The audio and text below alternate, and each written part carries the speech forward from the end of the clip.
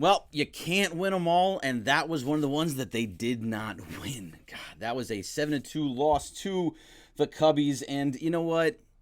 You take the loss and you just move along and go to the next game tomorrow because that was bad from the very first inning.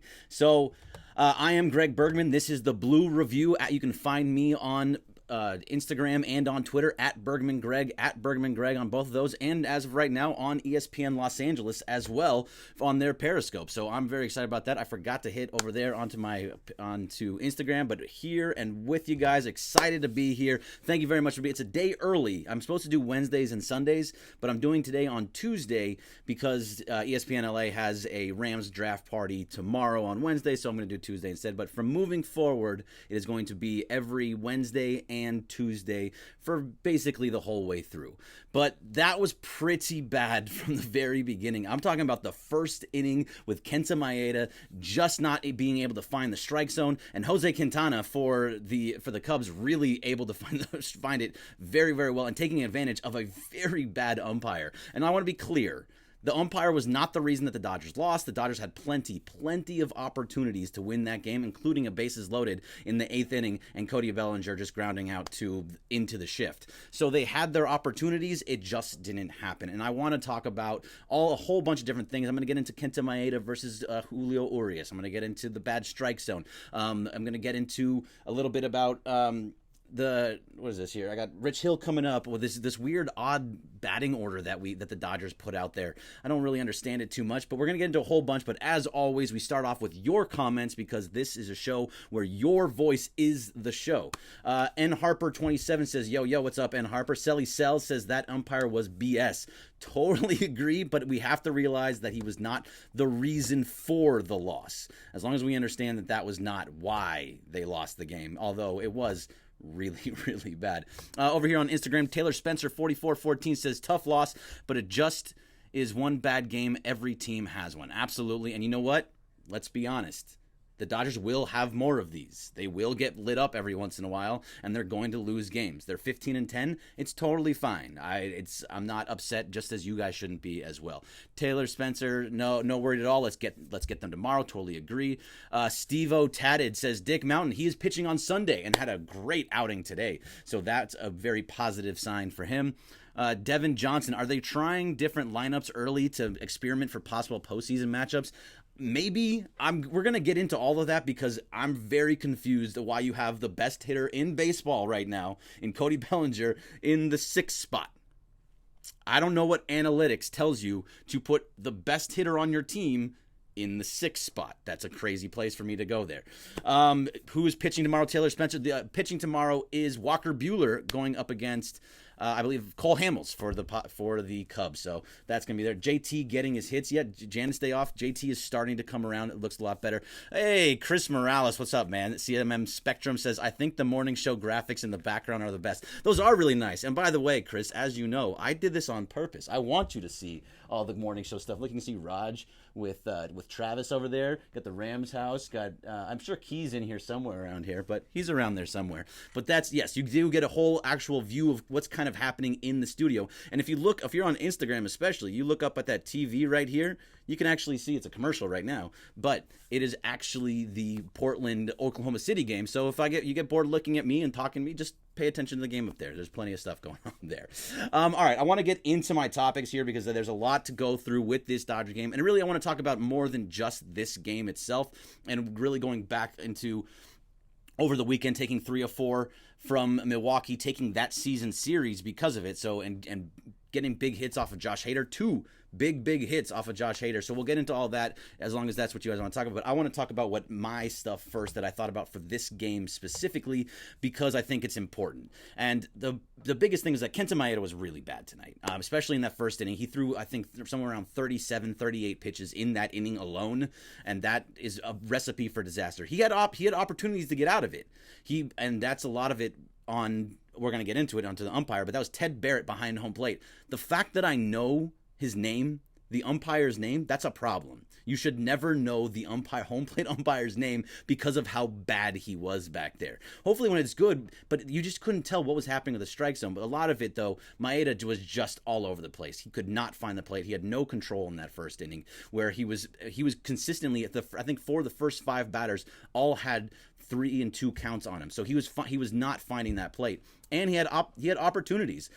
He had 2 strikes on Wilson Contreras, and then Contreras just got a hold of one because he went right back to that off-speed pitch that he was not able to. It was a changeup, and he threw, I think, 4 or 5 changeups in a row right at him, and that's really going to be a problem. So here's the thing with Kenta Maeda too: if he can get out of that first inning clean, he usually settles down and he's great. And he actually did settle down. He gave up another 2-run home run to Anthony Rizzo in the second. But besides that, he got through 4 innings, and that's kind of what you needed to save the bullpen just a little bit there.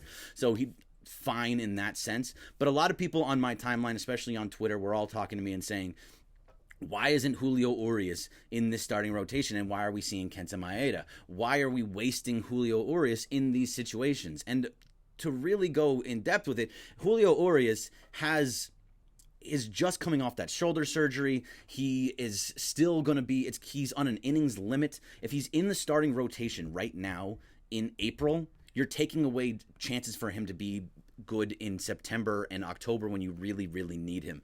And to be below that innings limit, as much as we don't like it, he kind of needs it. And I understand it because he really is just coming off of that shoulder surgery. So with that, it's good to see him in that bullpen. I'm fine with him being there, and he really helps solidify the bullpen as well. Now, Kenta Maeda, does he belong in the bullpen? Yes, I believe that he's better suited for the bullpen, and we'll probably see him more in that pen down the stretch. But he has it in his contract. It depends on his contract has incentives based upon how many starts he gets, how many innings he throws. So at the beginning of the year, when you're still in April and May and June and you're going to give him his time, he's going to get those innings out now and get those starts to get those incentives, because really he's been excellent for him and really gone back and forth between the pen year in and year out, really, with him really wanting to be a starting pitcher. So I'm fine with it. I get it. Urias being there is totally fine. So it's not worry about Urias in the long run. He will be a starter at some point.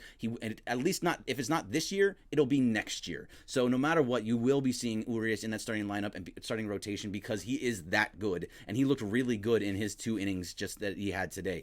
So really happy with what I'm seeing there. Now, the robot umps. Ted Barrett was behind home plate tonight, and I want to be very, very clear. The umpire, Ted Barrett, was not the reason for the loss for the Dodgers. They had their chances. Cody Bellinger had bases loaded, down by 5. A.J. Pollock, we can get into that a little bit with the umpires, but still, you had your opportunities, especially in the 8th inning, and you had your opportunities as tough as Quintana was today. You had your opportunities again with him in that 7th inning. So it was there. You could have gotten a hold of it and been and taken the lead. So it wasn't so much the umpire, but Ted Barrett was a major problem tonight. The fact of the matter was, you couldn't tell what his strike zone was. Was he he was allowing the outside strike, then he was allowing the inside strike, and then he would be calling the outside strike as a ball. And Max Muncy had one play when he had the bases loaded, or he had a couple guys on, and it was the same exact pitch, 92 miles an hour, outside, right there, like an exact same spot. One time it was a ball, the next time it was a strike, and that's not acceptable. If you're going to be an umpire, you need to be able to be consistent, and Ted Barrett's strike zone was not consistent. And why this is really important is not just because the Dodgers didn't get it. It was on both sides. It was going badly on both sides, where Quintana was getting squeezed every once in a while, or Maeda, or whoever was pitching for the Dodger was. So it was bad both ways, but the Dodgers are built on being patient at the plate and knowing the strike zone and knowing exactly what is really a ball and a strike. And so when you have an opportunity to be in that situation where you're expecting a ball to be called a ball and that gets called a strike outside, it changes your whole mindset of the plate. And you could see it in A.J. Pollock's face when he struck out with the bases loaded, because he struck out on a breaking pitch that landed in the dirt, but the pitch before that, he had to protect himself on an outside pitch because you didn't know whether or not it was going to be a ball or a strike, and he got called for that exact same pitch as a strike just 2 pitches earlier. So instead of being 3-1, it was 2-2. And then, so he could have walked in a run and made it for Cody Bellinger to come up with the bases loaded. Instead, you have A.J. Pollock striking out and then Cody Bellinger grounding out to the second baseman who's in the shift. So a lot of it is the umpire was a problem tonight, and that really affects the way that the Dodgers play just because of how patient and how much they rely on knowing the strike zone. So that was a bad thing, but that was not the reason for the loss. Now, it's the odd lineups I think is a big deal too. I don't understand, and maybe some of you guys can explain to me. Do it on the ESPN LA Periscope, on at Bergman Greg on Instagram, at it's just Greg Bergman on YouTube, Greg Bergman on Facebook, an MPG postgame on Twitch. Tell me what you think, because I don't understand why the best hitter in all of baseball right now, I mean, it's not even close. The numbers are skewed heavily in his favor. Cody Bellinger is the best hitter in baseball and had a huge home run off of Josh Hader just on Sunday to win that game and the series for the whole season. So I don't understand why you're going with him in the 6th spot. Now, from what I've always learned about baseball, and I'm sure all of you as well, is that you put your top hitters in that 1, 2, or 3 position because they're going to get the most at bats. They're going to have the most protection behind them. Who's ever in that 4 spot is usually going to be the protection that's going to be able to help get better pitches for that number 2 or 3 spot. So if you have Bellinger in that 4 spot or 2 or in the 3, that makes sense. Usually, Barry Bonds was consistently in that 3 spot because he was the biggest hitter, and you want to get him as many at-bats as possible.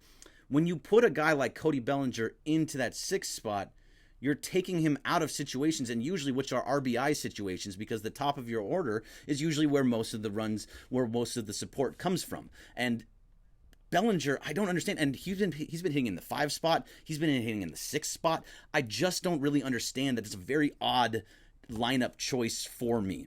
I know that I understand Kike Hernandez batting in the leadoff spot because he has been good, especially against lefties. You had a lefty tonight in Jose Quintana, and Kike Hernandez was coming into this game was batting .500 against lefties. Makes sense, which also is a reason why Jock Peterson was not on there. As hot as Jock has been, he does not hit lefties. He struck out tonight against a lefty. He is now, I believe, I need to actually see the exact stats, but he's 0 for 9 from what I understand against lefties. He's not getting a lot of time, which is totally understandable, but the fact of the matter is he just doesn't hit lefties. He's never been able to hit lefties, and that's why he's not going to be there. And now the last thing I have is about Rich Hill. Rich Hill had a great he's going to be back. He's going to be pitching again on Sunday. Very nice to have him against Pittsburgh in Pittsburgh. Good to have him back, and he was lights out today. He had 16 strikeouts. Yes, against minor leaguers. Totally understand that. But the fact of the matter is he still had 16 Ks and just kept guys completely off balance. It's extended spring training for him, so you hope that's going to happen. But the fact of the matter is he has control of his curveball, and that's when you really know. When his spin rate is where it needs to be, he has control over where the different arm angles. That's what makes Rich Hill good. So hopefully he's going to be okay there in that situation and be there on Sunday. All right, that's enough of my topics here. I want to go into what you guys want to talk about, and what you guys want to talk about is the most important thing, as I always like to say. Big Baby Jonathan, keep up the good work. Appreciate you. Alexis S8818, we need a better bullpen. Our bullpen sucks. They're not failing so bad because of our hitters. Look, I'm not in agreement with you when it comes to the bullpen. The bullpen is much better than you think it is. When you're thinking of the bullpen, you're thinking of Joe Kelly when he was really, really bad, and hopefully he's kind of figured it out. His last 2 or 3 outings, he's been much better, had clean outings, much better in those situations. Caleb Ferguson has been really good, except for tonight when he did give up the home run, but it was in a big blowout. I'm not really too upset about that as much. I think that you're seeing most of the guys there. Yimi Garcia, actually another clean outing for him. He's been better since the beginning of the year when he was really, really bad. But then you're looking at like Brock Stewart, who's not even here anymore. He's back in AAA. He was really bad. The guys that have been good, though, are still up here. Dylan Floro, been very, very good. And now you're going to move Urias into the bullpen. That's a good piece there. Ross Stripling is going to be moving back into the bullpen after he pitches on Thursday. So the bullpen is just going to get stronger and stronger, and don't worry, Alexis, because going down the stretch, you're going to see a completely different bullpen than what you're seeing right now. What you see now is not the same that it's going to, and I preach this over and over and over again, but the guys in the bullpen that you see at the beginning of the year are never, ever the same guys that you see at the end of the year. There might be a couple of them, but not all of them. Nglez90, NGLEZ90 says, I love Jansen, but needs serious improvement. A little bit worried about Jansen. I think that it's going to be okay with him. He's going to be, I don't think his cutter is cutting as much as you'd like it to. The velocity is a little bit down below where he would want it. He's around 92, 93. When he goes up in that 93, 94 range and tries to throw the cutter, it's not really moving as much as he would like it to, and he's getting blasted. I mean, you saw it from against Milwaukee, giving up a 3-run home run to Eric Thames that tied up the game when you had a 5-2 lead.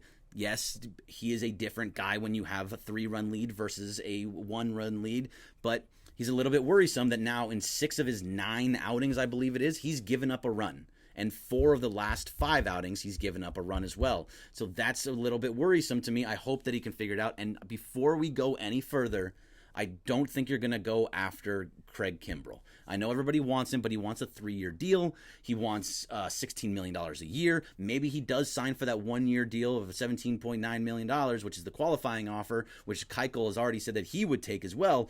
But those 2 guys, I don't think you go after them, especially because Craig Kimbrell is a closer. He wants to be the closer. He wants to be the only closer. With Kenley Jansen there, you are not going to just give up the closer role to him in the middle of April. It's just not going to happen. It's too early, so I wouldn't think too much about that. Taylor Spencer 4414. I thought Jansen was the right move in the 8th inning. Yes, gave up a home run, but it was a mental error, he said, but I believe he will figure stuff out. I agree with you. I actually agree with that exact sentiment, because I thought that you're in Milwaukee for the season series. You only play them 7 times this year, and you play them all in April. So for the season series, for everything, you had a 5-2 lead, 2 outs in the 8th inning. You absolutely 100% go to your closer there, who you've pitched 4 outs many, many times. So I thought that was the right move. It didn't work out, and that's a little upsetting, but it didn't work out, and that's the way that we have to look at it. Let's go back over here. It says, should they send down CT3 to AAA for a bit so he can get his stuff back? Taylor Spencer, I don't believe so. I think he's going to just kind of work it out because he is very good defensively. And actually, if you look at his stats over the last 7 days, he wasn't all that great today, but let's just look at just the last 7 days. Chris Taylor, it's a lot worse than I thought it was. I thought it was somewhere around 300, but 111. He's not hitting very well right now. I wish I would have seen that a little bit before, but yeah, that is a bad.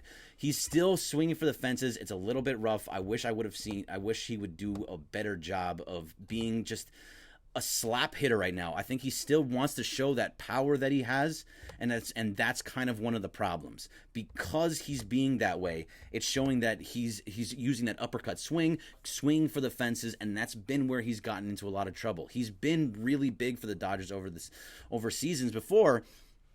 I just don't know why. It's been bad for him as of recently, and I wish it could get better. Silly says, yeah, let's see. JT getting his hits. Absolutely. Ricky says, it's because we're run by nerds. Well, those nerds have gotten to the World Series 2 years in a row and make the correct decisions at the trade deadline and spend money at the trade deadline. I'm okay with that. I'm all right with having nerds running. Andrew Friedman is the right guy to be running, especially in baseball. Baseball, you have a nerd running, and that's a good thing. Let's see. Lola the Hut says, I want to see Verdugo over Taylor in the lineup. Totally agree with you. The difference is that Verdugo, and while he does have reverse splits right now where he's hitting better against lefties than he is against righties, he is still a lefty, and Chris Taylor is a righty. So when you have that option to move him into that left field spot, most usually it is going to be Chris Taylor there. But who knows? Alex Verdugo is playing so well that he may go into that starting rotation sooner rather than later. He's been better, much, much better than Chris Taylor, and Chris Taylor can be a defensive replacement later on in late innings, especially in the infield. There's a lot of things that you can do with Chris Taylor where he can be in different situations. So I think that it's going to be we may start seeing Alex Verdugo there. And really, I'd love to see it because he's been really good. But this is his rookie year. You haven't seen it on a grand scale for it yet, where we've seen Chris Taylor be better over a longer period of times, even though it hasn't been like that as of recently. Dodger Rebel, what's up, man? No to Kimbrel and Keuchel. We're always on the same page, man. Me and you, always the same. I would rather see Gonsolin and May come up. I think they could make an immediate impact. Absolutely agree with you. And Dustin May has been just lighting it up in Double-A, and that's hopefully we're going to see him soon. And Tony Gonsolin has been really good too, and he was really good. Both of those guys in spring training were fantastic. So we may start seeing them earlier rather than later as well. So again, another good, those guys will easily come, and that's what I love seeing so much about this team, and we talk about it so much, is that if somebody is not playing well enough on the major league level, as long as they have options, you can move other guys in and out. You can put them on the phantom IL, which you have.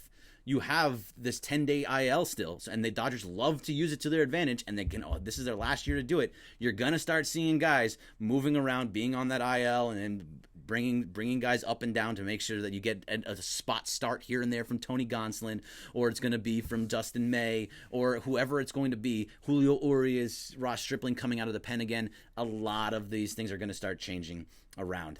So you're going to see that a lot more. Big Games James says, what's your panic level after today's game? It's 0. I don't have a panic level. If you want to give me any type of panic level, I can't possibly have one in April. They're now 15-10, 5 games above 500, right along where they're supposed to be, really. They're supposed to be right at the top of the NL West, and they are, and they're going to walk right through that NL West. I just don't see Colorado being that good. You see San Diego already starting to fall off a little bit.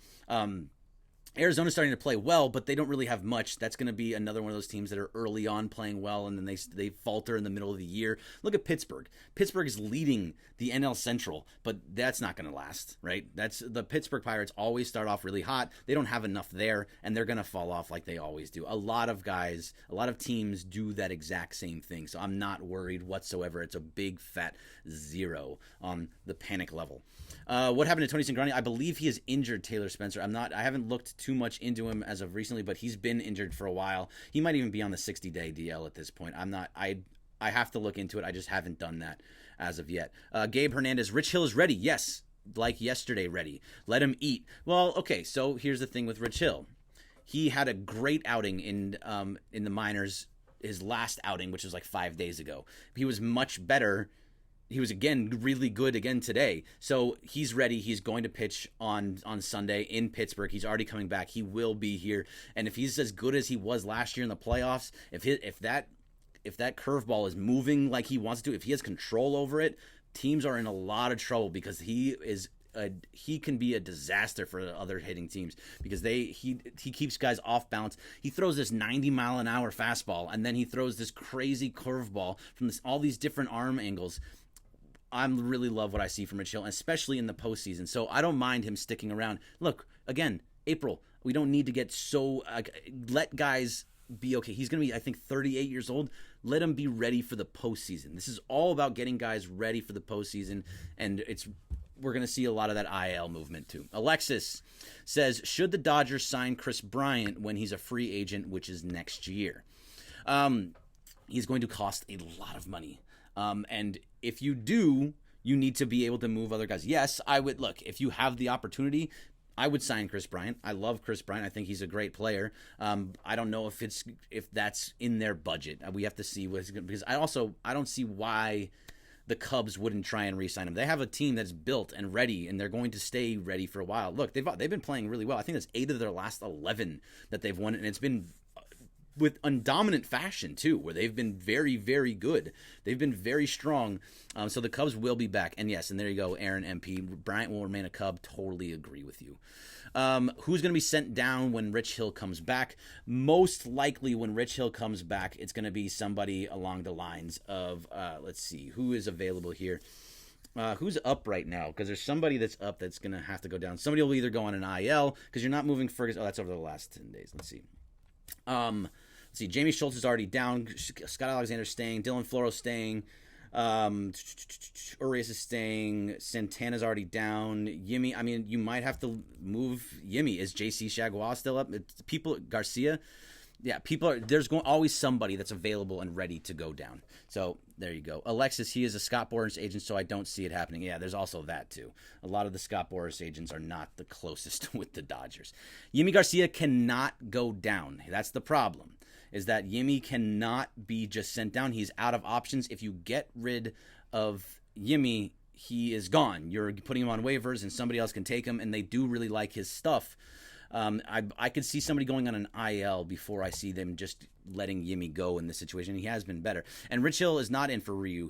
Ryu is back and pitching. So you have your starting rotation pretty much set at this point, especially with Maeda staying in the starting rotation. It's Clayton Kershaw, Walker Buehler, Rich Hill, Kenta Maeda, and Hyunjin Ryu, and that's your starting five. Those are the guys. So if you say get rid of Yimi Garcia, he's been better of recent. So yeah, you buy Yimi. Most like if that's who they have to go with, I could see somebody being on a Phantom DL instead. Whoever it could be, they might, whether it's Alexander, or it doesn't matter. Somebody, whether they put Maeda on a stint, whatever it is, I don't know if they're going to just blow away Santana or Yimi Garcia. I think they really like him and they like his stuff. He had another clean outing tonight. That's a couple clean outings in a row for him, actually, and the stuff is starting to look better. Yimi Garcia, again, all he had was a walk tonight. It's getting better, but most likely, that's what I see. Either Alexander or Ferguson. I don't like Ferguson's a young arm, so if I could see them saying that he's been really good, and they want him to hold off, so I could see Ferguson going into an IL stint, be with he gave up a home run, so that means that he's a little bit injured. We're gonna move him into the bullpen. Yeah, it's possible. I'm not privy to that, unfortunately. I could see that actually happening, though. All right, and you know what? I got some Instagram or some Facebook comments here, and I didn't see them, so I apologize. Mason Haydari, yo, what's up, Mason? Jonathan Watson, too much fun in Chicago. Yeah, well, Chicago's a fun place. Laura Montez, umpires suck. Yeah, we got into that a little bit. Jermaine Armenta, Maeda doesn't have it to be a starter. I can't wait for Rich Hill to come back. The strong lineup needs to be on that a lot more. That way no one loses steam. Yeah, look, I want the lineup to actually have a consistency to it. I've always wanted a consistency to the lineup, and I feel like when you have Cody Bellinger moving between 5 and 6, you're wasting his at-bats. You're not giving him enough. I know he got the full 4 today, but I wish he could have gotten a little bit more. Jermaine Armenta again says Maeda doesn't have. Oh, that's basically the same thing. Brooke Smith, what's up? Brooke says, let me get rid of this number lock. Hey, Greg, make them. Nope, it's going away. Make them start Verdugo against lefties. Hey, we're talking about that already, Brooke. I would love to see them start Verdugo against lefties. He hits better against lefties. I think he was hitting like 400 or 500 against lefties, and is much better than what you're going to get out of. Chris Taylor right now. So I'm happy to see the more time you get for Verdugo, the better it is. And also, like, Verdugo was a guy that you obviously didn't move him. You didn't make it a situation where you traded him for JT Realmuto at the catcher spot or anybody else because you believed in Verdugo. If you didn't believe in Verdugo, you trade him. You move him. And that's just how it goes. And because people obviously wanted him.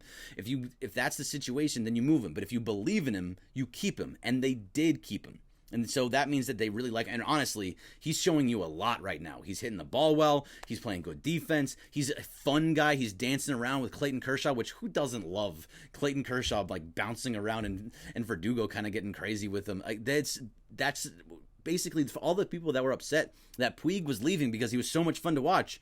Watch Alex Verdugo for a little bit. This dude is a lot of fun to watch. He's a good ball player. He's fundamentally sound. I really like what I'm seeing from Verdugo, and I think that he's going to be a fan favorite for a very, very long time. Let's see. Going back over here to Instagram. Yeah, Cody in 6 was ridiculous. Aaron MP, totally agree with you. I just don't get it. My thought has always been you get your best hitters as many opportunities as possible, and being in the 6th spot, you're taking away opportunities. Usually the top of the order is better. It gets on base. You're taking away RBI opportunities from the best hitter in baseball. I just don't get it. Gabe Hernandez, Verdugo is Puig, but teachable. I agree. Alex Verdugo over AJ Pollock. AJ Pollock is going to figure it out. I absolutely believe, and that's just the three of us. I believe 100% that AJ Pollock is going to figure it out. And he's had so many opportunities in the first month of the season. Again, first month of the season. Pollock has had so many opportunities with guys on base, bases loaded, 3 men on, 4 men on, whatever. I can't have 4 men on. Sorry about that. 2, 3 men on. He's had opportunities with runners in scoring position. He's not getting those bases across. He's not getting those hits across just yet. But wait for it. It will happen. They will all start, and you're gonna be like, "Oh my God, I love AJ Pollock. This is great." Verdugo, while I love him, he's still a rookie. And you're going to give the guy that you just gave a ton of money to, AJ Pollock, to start, especially now in April. It's still early. Kevin Meteora, not Dodger related. Why is there panic when the Lakers gave Jason Kidd a not so serious interview for head coaching job? Look, when they sit and talk to anybody, and I know this is a Lakers thing, when the Lakers talk to anybody, it's a somewhat serious interview for the head coaching job. I don't care. You're only talking to like 3-4 guys. Yes, it's a serious interview, and it doesn't make sense. Why even give this guy an interview? We do realize that Jason Kidd in 2001, I get it was a long time ago, hit his wife. And then he said he pleaded guilty to spousal abuse. You're out. You're done. I don't want you here. I know he's got other head coaching jobs, other places. I'm sorry. No, you're done. I don't want, nowhere near the Lakers do you want spousal abuse as part of the, like, oh yeah, give the wife beater a head coaching job. No, absolutely not. I'm out on that. Couch DeLuca says 33. Kenley is a good reliever, but we need a great reliever to win a World Series. His stuff is getting worse. I mean, it's tough to say. Over the last couple of years, has it gone down a little bit? He's not throwing 94 to 96 anymore. He's not throwing, he's down to 92, 93, and it's strictly really just the cutter, and the off-speed pitches aren't, the slider is not working as well as it once did. So, yes, it's a little concerning what's happening with Kenley. I just really believe in him, and I think that that he'll end up figuring out and being the guy that we want him to. He's blown one save, and he just blew it on Sunday. That's it. He's gotten through everything else, but he has been giving up runs. Giving up runs as your closer is a problem. I'm not a fan of it. JKM Jerry, why pitch Jansen more than one inning? I don't think they should. You're a closer because there's different roles. Most of the time, I agree they shouldn't do that. However, in that game against Milwaukee on Sunday, I do think that it was the right decision to bring him in. It's the 8th inning, 2 outs, you have 2 on, and you need to get out of that inning to get to the 9th inning to be able to get that save. He's done 4-out saves many times in his career. This is the 7th game of a 7-game series with Milwaukee. If you win that, you win the series against Milwaukee, which is good for the postseason because you have the head-to-head advantage if you need that. So it's all you want to get that win. I was fine with it. He just gave up the jack, and that's a problem. So he's been doing it worse, and hence getting worse. There you are. He has been getting worse. I'm not trying to deny that whatsoever. I'm hoping that it gets better. Announcers keep saying Kenley's cutter really moving. It has been, Jerry. It has been moving, except what you can tell when it's not. You can look at in the bottom right-hand corner of the screen. You always see it. You see the miles per hour that every pitcher throws, especially on Sportsnet LA if you can watch it or find it in certain ways that I seem to have found it. Been very helpful to me over the time. If you see it, it says 92 miles an hour, and that cutter is cuttering. You can see it. When it's coming in, it moves off of it moves, and guys can't hit it. And that is a very devastating pitch for a lot of guys, and that's where it's been. So at the same time, if you look at it, when he goes up into that 93, 94 spot, that's when the cutter doesn't move as much, and it just kind of goes right over the plate. He doesn't have the movement that he wants when he's throwing throwing the pitch with more velocity. And so what he's doing, he actually is bringing down his velocity to 92 to get it to move. However, guys are right on top of it sometimes. And when he especially when he goes up in velocity, when he's hitting that 93, 94, yeah, it's not moving, and guys are just sitting. It's dead center right there, hanging right over the plate for them to just knock out of the park, and they're doing it, or they're just getting a hole and getting a double or whatever it happens to be. It's been pretty bad. Hill is coming back Sunday. Chris Camillo, yep, we already talked about that a little bit. That was in my topics, actually. So welcome to Chris Camillo. By the way, Chris Camillo, good dude. I was on his podcast yesterday, so check that out, Camillo's Corner. It's on iTunes. And there was me and Chris had a good conversation for about 20-25 minutes about the Lakers and the Dodgers, so go ahead and check that out. Taylor Spencer, 44-14. When his cutter is 95, it's pretty much a fastball. That's what it is right now. When it's actually moving, when he was throwing 95 and it was cutting, that was devastating. You can't hit it. It's just like Mariano Rivera got through his entire career at throwing this cutter, and Kenley has been the best closer in baseball throwing this exact pitch. Again, if he can ramp himself back up to get to that spot and have the cutter moving, he will be really good. Man Revs 29. Kelly will get it together in time for postseason. Jansen in the 8th. Kelly to close. That's 3 years, $25 million for Joe Kelly. I'm a little bit worried about that too. It's not really quite there yet. I would love to see Kelly be in that position, but Kenley is your closer, and I don't see that going anywhere anytime soon. Isaiah M05, if you were Dodgers GM, what will be your first move? I'm pretty happy with everything I have here. I'm happy with the bullpen. There's plenty of guys in the AAA that can come up and be good there. They have plenty of arms. I think you need help in the catcher position. Russell Martin not being back is not ready. Austin Barnes, who is my guy this year, and I really love him. I just am not seeing the progression just yet. I would love for him to figure it out like he did at the beginning of the season, but Barnes is just not there yet. And as Al's Acoustic says, Barnes sucks too. I don't think he sucks. He's just not hitting the ball very well. So, which is, I mean, in whatever way you want to put it, if you want to call that sucks, then I guess he sucks, but he doesn't. I don't think so. And really, I think that this is a position where you can really have some help in that catcher position. And whether it is bringing up Will Smith, who was hitting well, I haven't looked at it recently, but last week was really hitting the ball well in AAA, whether it's bringing up Keibert Ruiz, whatever happens there, trading for a catcher, whatever has to happen, but the catcher is really the lone spot right now. And really, I think there's some problems with first base, too. Max Muncy has been hitting the ball better. I'm still a little iffy on Muncy. It's not my guy. But when Bellinger's there, it's fine. Freeze is still trying to figure himself out. There's like first base and catcher are the two spots that I'm the most worried about personally. Let's see. Caesar Gamas, you're the GOAT. Great. Hey, appreciate that, man. That was very nice. Very few swing and misses with Kenley. That's what's been happening because it's just not moving as well as it should. What will the Kings do with Walton? JKM Jerry, I don't know. That's a tough one. Personally, from everything I'm reading and seeing, I believe everything that she's saying. You would have to move him.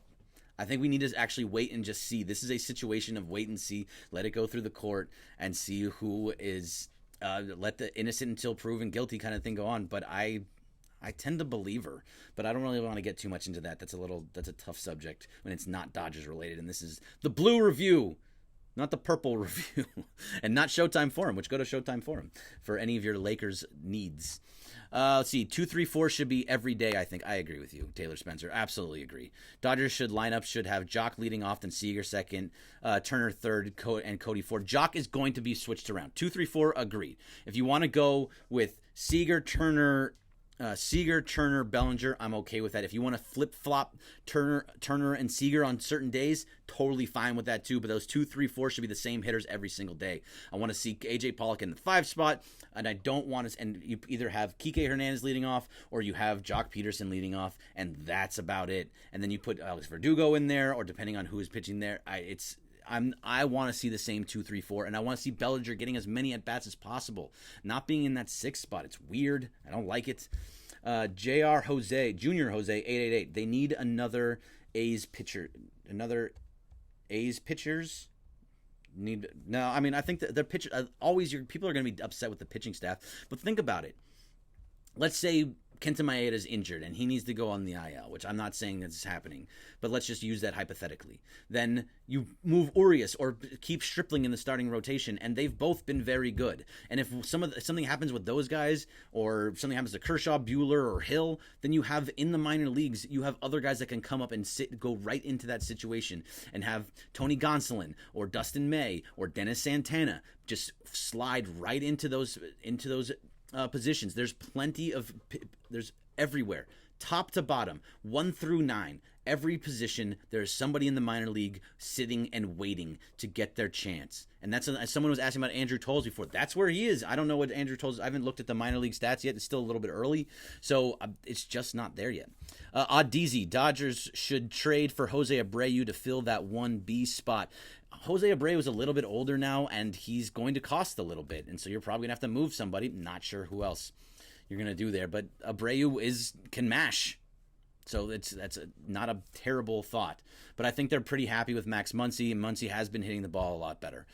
Kevin Meteora, are there any other catchers besides Real Muto? There's a lot of catchers, but I literally like why get somebody now? If you didn't go after Real Muto for this year, then there really wasn't any reason to go after anybody from that. So if you wanted to go for go after what's his name, Will Smith in AAA, or if you wanted to get Keibert Ruiz, one of them will be ready soon, and most likely Will Smith would be the first one. Rocky Gale is just not the guy. Look, Rocky Gale has given his chances up here, and I just don't think he's the right name for that. Sure could have used Real Muto, JKM Jerry. Look, yeah, that was the guy I wanted. But the reason that you didn't go after him, and the reason that you didn't get Real Muto was because he just wasn't hitting. I mean, they didn't want to trade Alex Verdugo, and they wanted Verdugo, and they wanted Will Smith or Keibert Ruiz, and I don't think they wanted to move any of those guys. Let's see what JT Real Muto is doing this year, because I haven't paid as much attention to that. On the season, he is batting .266 with 21 hits, and he's got 3 home runs and 17 RBIs. I mean, for a catcher, it's about all you can really ask for. And he's been one of the best catchers in all of baseball. So I don't see why that would be a problem. People wanting to see Verdugo over Taylor in the lineup. Agreed with that. I'm not disagreeing with you whatsoever. Jonathan Watson, does Bellinger make the all-star team as an outfielder or first baseman? He plays both, but for the most part, he is basically playing every day in right field. So he would be an outfielder, and he is at this rate, he will be in the All-Star game if he keeps it up like this. Your thoughts on the catcher situation? Just kind of went through it. Austin Barnes, I think, has the ability. He's also hasn't been the best defensively either. I've seen a bunch of balls go through his legs. He's had a bunch of pass balls. A little bit not what I'm expecting from Austin Barnes, and I think he might be a little bit in his head. Hopefully that all kind of goes away as the season progresses, because he really needs to be able to be there until they're ready to bring up somebody like Will Smith or Keibert Ruiz, or Russell Martin comes off the DL, which he should be coming back soon. It should have been right around the same time that Rich Hill came back. Let's see. Rich Hill, we talked about this, had a rehab game today and struck out 16 of the 9 batters he faced in 6 innings, which is insane. And by the way, of that, he had only 3 guys got the ball that even put the ball in play. 2 of them were ground outs, and I think one of them was a little flare that was like a broken bat type play that just happened to get down. So he was fantastic. Isaiah, don't we have a catcher in the minors named Will Smith? Yes, that's Will Smith and Keibert Ruiz, who I've been talking about. What's his OPS? I'm assuming that you're talking about JT Real Muto, and I believe I got rid of. Oh no, I have it here. I got his OPS is probably that. I mean, that's the biggest part of it. I don't really care so much about his on-base percentage. This year is .326, which is right on par where he's been. He's had a 744 OPS, and with that 418 slugging, so he's about 750 OPS. That number can go up. I think that can be something that where it's still a little bit low for where he's below a 100 on the OPS plus, which means he's a little bit below average. So it's early. So I think that he's going to be just fine as the season progresses too. Kevin Meteora, didn't the Marlins wanted Bellinger? I'm sure they did, but Bellinger was never going to move. They were never going to trade Bellinger for JT Real Muto. There was different thoughts about who and what was actually going to be moved in that situation. It would have been like they wanted one of the catchers, they wanted a couple of the other prospects. Wasn't enough. Barnes has a very serious face. Alexis sure does. You kind of look like CT3. Okay, so this is the first time this year, I believe, on the Blue Review that I've gotten this. So yes, Alexis, I get that a lot. That is the name that gets thrown out to me a lot, is that you look like CT3. And when I actually shave, which I need to trim my beard a little bit, it looks even more so that way. I've gotten different names. Last year it was I got CT3 a lot. I got Cody Bellinger a lot. And weirdly enough, I got Yasiel Puig a few times, which was odd to me, but whatever. That's fine by me. But what do you think? Who else do you think that I look like? Because I'm so used to the CT3 one. I'm assuming that's what we're going to. Oh yeah, you do look like CT3. Oh, there we go. See, maybe that's why I like him so much. He was my guy last year. Austin Barnes is my guy this year. I know I like going for the guys that you kind of don't think are the best players, but I'm hoping that those are the ones that are, because it's always in a big series, it's somebody that comes across that that gets a big hit or a big catch, and it's somebody that you wouldn't expect. And that was CT3 last year. Look, Game 7 of the NLCS, Christian Yelich hit a ball into the gap. CT3 caught that ball, ended the inning, and the Dodgers ended up winning in 7, which that game could have been totally different if CT3 doesn't catch that ball. Huge catch for him. So maybe that's why. Matt Harvey a little from Manny Baseballs. Matt Harvey, geez, God, I haven't even looked at him for the Angels. How is he even pitching? Because that's just a disaster waiting to happen for him. You can probably out-hit CT3. You never know. My swing hasn't been all that great. And if Brandon Piley is around here, yeah, he definitely would tell you that my swing is not the best. I was good at walking. I had a good eye. I walked a lot, and I had speed around the bases, but I just was not the best. I didn't have very much power. And I was not the best. I would get a single here and there, never really too many doubles, very much more so. I was very patient and got a lot of walks. Ngles90, well, if you grow out that beard, then you'll probably look like Justin Turner. Yeah, because it's red. Yeah, so I would have the red beard, and that's why I wear the Red Dream shirts. I'm a big fan of Justin Turner, too, who, by the way, really needs to, he's starting to hit the ball a little bit better, getting on base, but 0 home runs. It took him a while. I think he only had 2 going into June last year, but he needs to start hitting the long ball a little bit because they need him to show a little bit of power. He was this close today. If this is a good place to get him out too, especially when you have that day game on Thursday, it's going to be a big spot for him. Let's see. I got Coach DeLuca 33, more of an automatic out. Jose Uribe or Barnes. Oh, man. Hey, Uribe had his moments too, but as of right now, and no, you know what? I'm going to actually protect my man Austin Barnes right now because Barnes, you'll watch, even if he does get out, a lot of times, and we've been talking about this a bunch, a lot of times, especially in that 8th spot, he goes 3-2 in the count almost every time, it seems like. And whether he either takes a walk, sometimes gets on base, maybe he does strike out or gets out, but he uses up a lot of pitches, especially in that 8th spot. That's a big deal. And if he can somehow walk, then you're moving into that 9 spot to get the pitcher spot out of the order. Let's say there's 2 outs and Austin Barnes comes up and he walks. Now you're having the pitcher come up. It's pretty much an out, but then you're starting off the next inning in the top of the lineup in that 1 spot, opposed to the 9 spot, which is a way better place to be because then you're back at the top where your best hitters usually are. So I love seeing that from Barnes, that he does work the pitches, which works the pitch count, gets into that 6, 7, 8, 9 pitches per plate appearance. That's a big thing to have for your 8 hitter. So I don't totally agree with him being an automatic out. He does a lot. He does walk a decent amount. Isaiah M. Turner is going to start showing more power around May, like always. Yes, that's exactly what we're kind of hoping for. Manny Baseballs, trade for Lucroy. Angels need pitching, something we have plenty of. They do need pitching. We do have plenty of it. Jonathan Lucroy just hit his first home run of the year for the Dodgers. He's not a very good defensive catcher, never been known for being a good defensive catcher, and that's kind of what is a big deal for the Dodgers, especially for Andrew Friedman. If you look at every position out there, they're all good fielders. Defense wins you championships. And by having good fielders in every position, they can, and most of the time, hopefully they can hit as well. But having that backup for the pitchers is very, very big. You see a lot of times these web gem type plays from Kike Hernandez because he's a good fielding second baseman. And even when Chris Taylor comes in, another good hitting, good fielding second baseman. Fine with that. Lola the Hut, Greg, when can we expect the next Blue Review? I know you mentioned Wednesday and Sunday. I did. Yes, so I will be back on Sunday. That's the Rich Hill start. I will definitely be here Sunday. I'm going to go back to every Wednesday and Sunday. I was doing, it should have been Wednesday this week, but I have to go a little bit by what ESPN LA schedule is. Like tomorrow, there's a draft party from 8 to 9 p.m. and the Dodger game should be over right around 8 to 9 p.m. So I wouldn't be able to come onto the Periscope. So I'm doing today instead. But for the most part, I will usually be Wednesdays and Sundays, which is normally basically the end of the series, so we can kind of recap the series as they go along.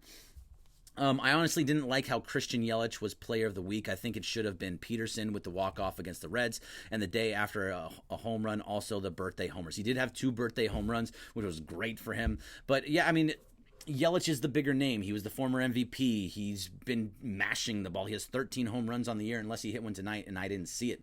But I really thought it should have been Bellinger. Bellinger has been fantastic over this. He wasn't as numbers-wise. Yelich had better numbers for the week over Bellinger. But if you're going to give somebody the player of the month, Cody Bellinger should be that guy. He's batting right around 420. He has 12 home runs, 28, 29 RBIs. The guy is on fire. So if somebody should be getting that player of the month, I don't care so much about player of the week. Give me that player of the month for Cody Bellinger, because he is, as long as he just keeps it up, because that's what's been great out of him so far. More of an out of you. Let's see. Josh K. Laparda says, I always wondered what you look like after listening to you every day. Well, this is what I look like, Josh. If you listen to me on Mason and Ireland, when I get my voice heard between Mason and Ireland, because they both have a lot to say. So if you do hear me on Mason and Ireland, this is me. It's CT3 Junior, apparently, which I actually think I'm older than CT3. So he's the junior. So we should call him GB3 Junior or something like that, however you really want to put that. Because I'm the older guy here, although I make way less money than he does. Although he probably doesn't make... no, he makes a lot more. That's true. Manny Basin, with Hill coming back, who is moving to the pen? Who gets sent down? Moving to the pen is going to be Ross Stripling. They've already pretty much announced it. I don't know what happens after this game, seeing what Maeda did, but for the most part, he's probably going to stay in the starting rotation. But Ross Stripling is going to be going to the pen. They've already said it. He's got his last start is Thursday, and that's a day game. It's the getaway day for against the Cubs on Thursday, and then they're going to Pittsburgh. So he will be that'll be his last start, most likely. Your CT3 senior, fine, I'll take that. CT3 senior, which I don't want to be called senior. That's just killer. Look, man, I'm 35. I'm not 45, and you're calling me senior already. That's a bad thing. I'm not there. Come on, be nicer to me. Be nicer. I try and do all this stuff for you guys. Oh, God, old man I am. All right, Joseph Hollander. What's up, Joe? What's up, man? That's my cousin, Joseph Hollander, showing up on Facebook. Appreciate that. Great show. I appreciate you. Thank you. Jonathan Watson, is Toles coming back?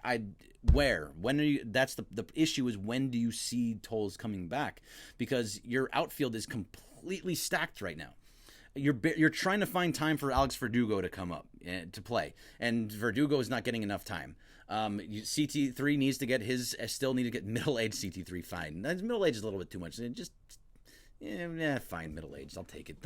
Mid-30s, 30-something CT3. Can we just go with that? But Andrew Toles is blocked. He's blocked by Alex Verdugo and CT3 and AJ Pollock and Cody Bellinger and whoever else is going to be playing in that outfield at that time. There's plenty of guys that are blocking him right now. And really it just depends, because look, in the minor leagues, you got DJ Peters, who's a very good outfielder. That's another guy that's totally blocked. There's a ton of guys. And where's Toles? I think we love Toles so much because of what he did 2 years ago, before he got injured, but he didn't really do that last year, and he hasn't really done it. We haven't really heard much about it because of it. So I'm not really sure if that's the guy that you really want just yet. Adizi, do you think Bellinger, Peterson, and Dodgers hitting success this season has to do with new hitting coach Robert Van Scoyoc? We have to give him credit. If we were giving Turner Ward credit, then we have to give Robert Van Scoyoc credit, because what this team has been doing, for the most part, it's been hit or miss, and they're really, at the beginning of the year, which is still the beginning of the year, but for the beginning of April, the ball was moving so much better. They were playing a little bit more small ball, where they would go opposite field against the shift, or they would just try and just get the ball in play and move runners around. They've gone more to that uppercut swing and hitting more home runs, and they're hitting a ton of home runs right now, and they're getting a lot of their runs off of that. I'm hoping that Van Scoyoc can change that form, but we have to give it to Robert Van Scoyoc and the other guys. Look, they have a hitting coach, they have a hitting strategist, and they have another hitting and hitting analyst as well, and they have different scouting reports for each player and how they should have at-bats against other guys as well. So the Dodgers have changed into a team that is fully analytics. I guess not really changed, but they are a team that is fully analytics involved, and they're being and they're putting this all in front of these guys to tell them, hey, this is how you need to be against these against these pitchers. Whether it's actually happening or not, it's just the guys need to figure it out just a little bit better. Taylor Spencer, Adizi kind of doubted since Taylor not really hitting that well, and he is the guy who helped Taylor with his swing in 17. Yeah, that's just one guy, and Taylor really needs to figure it out. Ray El Barbone, I heard he has a mystery hitting coach. His name ends with El Barbone. Yeah, okay, Ray. There you go. Not Maximus. Hey, Greg, what's happening? Maximus, not Maximus. Bro, we need to play again, Greg. I miss it. Oh, yeah. I was playing, not Maximus. I was playing on the PS4 with him. I've been playing a lot of NBA 2K, and I went through 2 whole seasons, and that's all I wanted to play. I just wanted to play NBA 2K. I just won the championship. My guy was on the New Orleans Pelicans, and we just won the championship 2 nights ago, and now I'm kind of like, all right, I need to take a break from it. So I'm not sure whether I'm going to get too much more into that. Eventually, though, I will. I will get back into it eventually, and we can play again. All for it. I kind of forgot how to play Apex, and I forgot how to play Fortnite, so I got to reteach myself there. Big games, James. George Castaneda was the greatest batting coach ever. There you go. Alexis, Puig was probably really hurt that he was traded. He just doesn't show it. He says a lot of things, and Puig has been a guy that he came out here back to LA. He had hit the home run right off of Clayton Kershaw, which Clayton Kershaw tends to give up that 2-run home run, and that's all he does after that. But for the most part, I think he's happier with Turner Ward in Cincinnati. I think the Dodgers are happier that he's not here as well, and I'm fine with that. MLB The Show, look, I would love to get MLB The Show. It costs a little bit of money. I should have jumped on it earlier when it was cheaper. I would love to get it, but I'm trying to stay away from video games a little bit at the moment just because I was playing them too much. I would turn into a video game fiend. I would go home and play video games, and then at night I'd be playing video games, and I was ignoring my children, and that's not a good thing. Actually, it wasn't. I would never do that because that's a terrible thing to do. And I'm serious. I didn't actually ignore him, especially not for video games. But yeah, so there's a lot of... MLB The Show is a lot of fun. And Trumpet Guy 3334, yes, MLB The Show is a lot of... I used to play it back in the day, and I played it with Brandon Piley and Ryan Garish, who are sometimes in here. They're not here right now. MLB The Show is very fun. Like we used to have, I built a team that had like Hanley Ramirez and Manny Ramirez, and it turned out we had like JT Saltalamacchia as one of the catchers, and he was always backpicking constantly to first base. It was awesome. It was so much fun. Unfortunately, that was way back in the day. I haven't played that in quite some time. All right, it's about 9 o'clock now, and I'm ready to go home and get some rest and be back at work here at ESPN LA tomorrow. So I'm going to answer 1 or 2 more questions, and then I'm going to get out of here. So thank you very much for being here. And I will be back here on Sunday against the Pittsburgh Pirates, which Rich Hill Day, the first game for Rich Hill. So we get to talk about Rich Hill, which I always love talking about. Well, in between now and then, we're going to get an outing from Walker Buehler. We're going to get an outing from Clayton Kershaw. So those are all be great things to talk about. Ryu will be in there as well. So there's a lot of good things to talk about when it on Sunday. And this is going to be whatever it is that you want to talk about that has to do with the Dodgers. I'm all here. I'm all in. And it'll be a lot of fun. All right, I am going to ding. I just tuned in. Now it's over. Sorry, Trick Cards. I know you do. And MLB The Show is amazing. Sorry you missed it. But thank you for being here on Twitch. I appreciate that. That's always a good way to be. I'll be here earlier next. That's right, Trick Cards. You have to remember, as soon as the game is over, and I only do an hour. I'm not sure exactly how long I've been going here. It's actually right around an hour. So, last couple questions here is, Alexis, what about the end of the series with the Cubs? We can talk about the end of the series with the Cubs. Hopefully they get the win over the next 2 games. You have Walker Buehler tomorrow against, I believe it's Kyle Hendricks tomorrow. If it's not Kyle, no, it's Cole Hamels, and then it's Ross Stripling against Kyle Hendricks. So you can get both of those wins. Hopefully that's what happens. Which jersey should I buy my 1-year-old? Okay, big games, James. This is a very important thing that you do here. Buy an old school jersey. Do not buy any of the new school jerseys whatsoever. Unless you do a guy like Kershaw, do not get him a Cody Bellinger jersey. But although, you know what, he's 1 years old, so he's going to grow out of it in like a year anyway, in 6 months.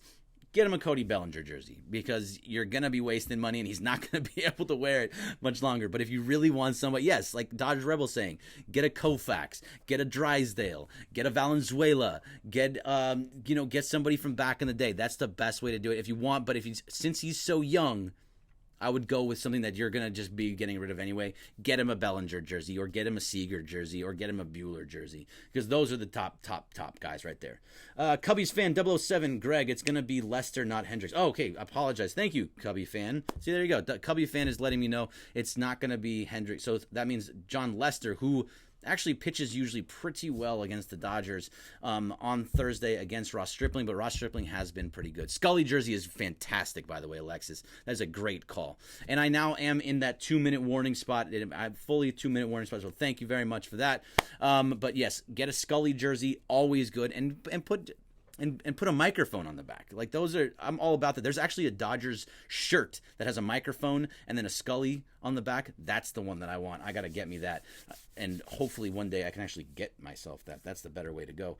All right, I just want to check through each platform real fast just to make sure there's no other big questions that need to be answered. But on that note, I am going to get out of here. This is going to be it for me. Thank you very much for being here on Blue Review. I appreciate your time with me. I will be back here on Sunday against the Pittsburgh Pirates, and I'll be back on Mason and Ireland tomorrow. Just like always, Mason and Ireland will be back here tomorrow, along with Brian Kamenetsky as the third point. And by the way, Game of Thrones Day tomorrow at 1 o'clock on Mason and Ireland. We will be talking about Game of Thrones. I will be moderating it. Michelle Beadle will be on. It's going to be a ton of fun. And if you watch Game of Thrones, that's one of the episodes. That's one of the times really, really need to be there. All right. Thank you guys very much for being here. I appreciate it. I'm done for the night. Thank you very much. And I'm out of here. See ya. Put that there.